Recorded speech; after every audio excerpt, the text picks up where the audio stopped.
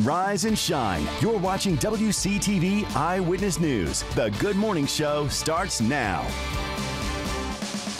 All right, good morning, good morning, good morning. We're taking a live look out at Doak Campbell Stadium. And believe it or not, that's a clearer picture than we've had each morning this week.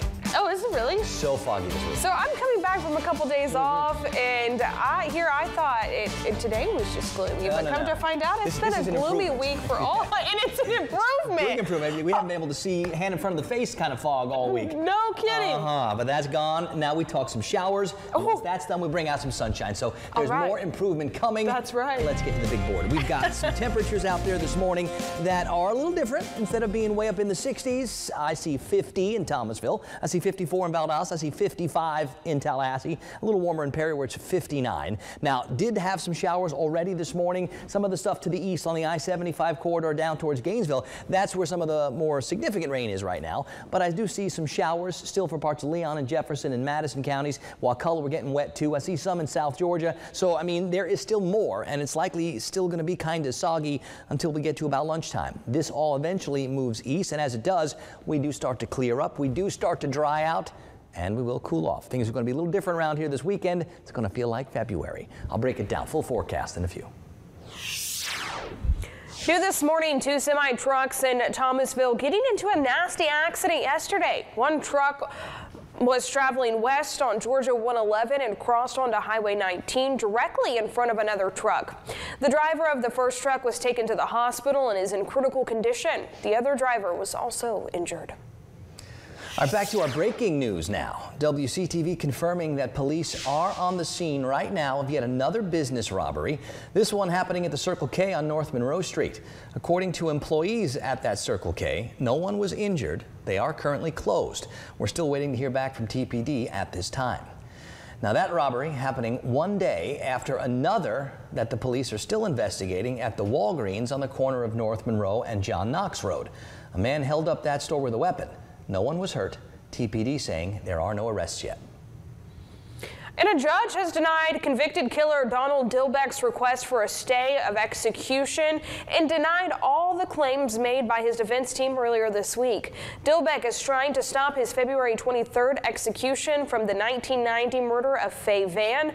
Vann was stabbed to death in the parking lot of the Tallahassee Mall. Dilbeck's attorney says they'll now appeal to the Florida Supreme Court. The Reverend R.B. Holmes is organizing a rally against Governor DeSantis' ban on an AP African American history class in Florida schools. That rally is scheduled for February 15th at 11 a.m. It'll start at the Bethel Missionary Baptist Church with some prayer, and then they'll make their way to the Old State Capitol to hear from political and religious leaders, including the Reverend Al Sharpton. Reverend Holmes says he's not concerned with how many people show up. Instead, this rally is for standing up for marginalized communities and what he calls what's right. So we got to say to the country, you don't want to emulate what Florida's doing. It may get you to Congress, it may even get you to the White House, but that's not God's will. That's not God's will. That's what the march is about. It's a march of consciousness to say to the world, there are some people in Florida is totally against going back to the 1800s. That's what that's about. Reverend Holmes says the rally is a message to Governor DeSantis and to reverse the course ban and to, quote, do what's right.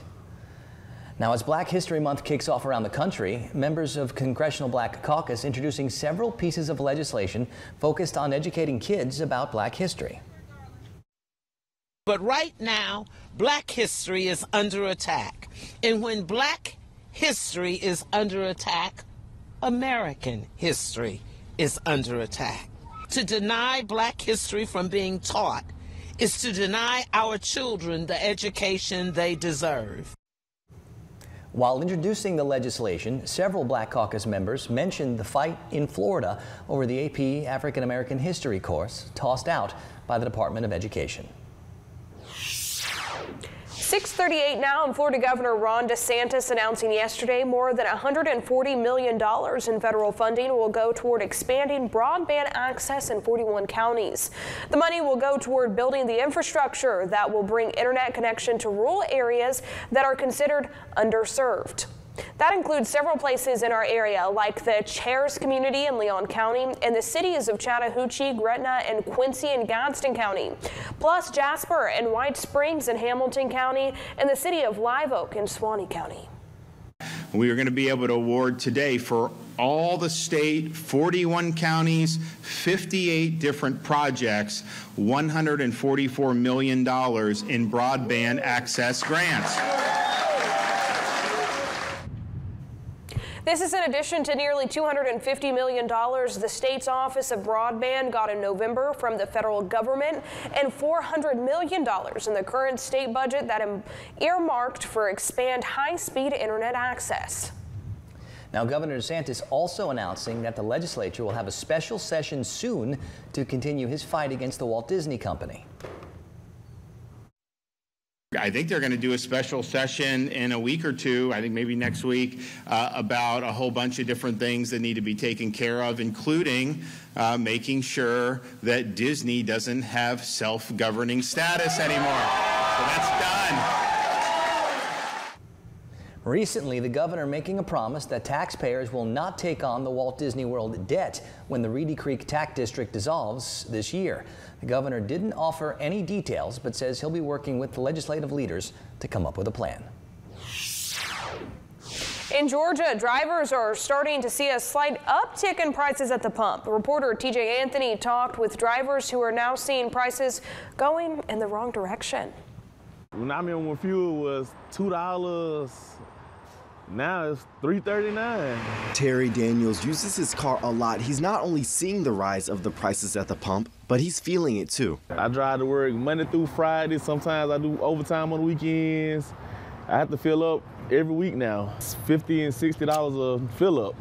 He says that money could be put towards something else. That money could be going to my daughter right here. She's 7 months old. I mean, she needs diapers, milk, formula, wipes. Nationally and in Georgia, there's an upward trend in the price of gas. The national average is about 33 cents more than a month ago, according to AAA. They also say Georgia's among the states seeing the largest weekly increases, leaving many Georgians feeling the same way about the pump. A whole lot of pain. Georgia's current regular gas price average sits around $3.38. A week ago, it was around $3.30, and a month ago, $2.75, says AAA. Several things are contributing. Part of Georgia's jump came when the state brought back a suspended fuel tax to add about $0.25 a gallon. Some refineries still haven't recovered from the cold weather. The maintenance season for refineries is coming up. Crude oil is more expensive. It all adds up. You gotta do what you gotta do in this economy. You gotta save prices and cut what you can. Time now for First Alert Weather with meteorologist Rob Nucatola. And we're starting off this morning a little different than we had most mornings this week. Instead of all the fog and all the humid and all the muggy, got some rain in a couple of spots. And now we're going to start to cycle in some cooler and drier air later on today. Maybe we get back to 60. I'm not convinced it's going to happen, but I think the chance is there. But these next couple of hours, we're going to be talking about some shower opportunities, and we see some action on radar. The first wave that moved through a lot of our areas overnight is now to the east, and this area was going to be the biggest one. A lot of lighter showers spread back through parts of Lowndes County, Brooks County, Madison, down into Taylor, and it's more light, misty, drizzly type rain, but it's certainly there. I see a few more pockets when you get back up towards Dothan, Alabama, up near Blakely, Georgia, where we've got a couple of more moderate little areas of rain, and these also have to cycle through the area. So over the next couple of hours, from now till about lunchtime, I think we're going to continue to be dealing with on again, off again showers. Once we get past lunchtime, now we start to bring in cooler and drier, and there is going to be a lot of sunshine in the forecast for later today and for tomorrow. Now the temperatures, they're a little cooler this morning. 49s for Mariana and for Bainbridge. It's 54 in Valdosta. Thomasville, we're at 50, still 57 in Perry, but different than all those 64s, 5s, and 6s that we had so many previous mornings this week. I think tomorrow morning these temperatures are going to drop maybe like 10 or 12 more, so we'll find some spots back down near 40, some in the upper 30s tomorrow morning. Now on the Futurecast, we get to lunchtime and we start pushing these showers and the clouds away. That allows things to clear up, dry up, and cool off. And with the skies being clear tonight, I do suspect we're going to find areas waking up in the 30s tomorrow morning. I think tomorrow afternoon we climb back up into the middle and upper 60s, a very seasonable early February kind of day. I got my eyes on this boundary that's bringing us the showers this morning. If it gets far enough to the east and south, if a little hiccup does develop over the weekend, I don't think it's going to do much for us. So we'll keep the rain chances really low on Sunday, Monday, and I've got my eyes on it.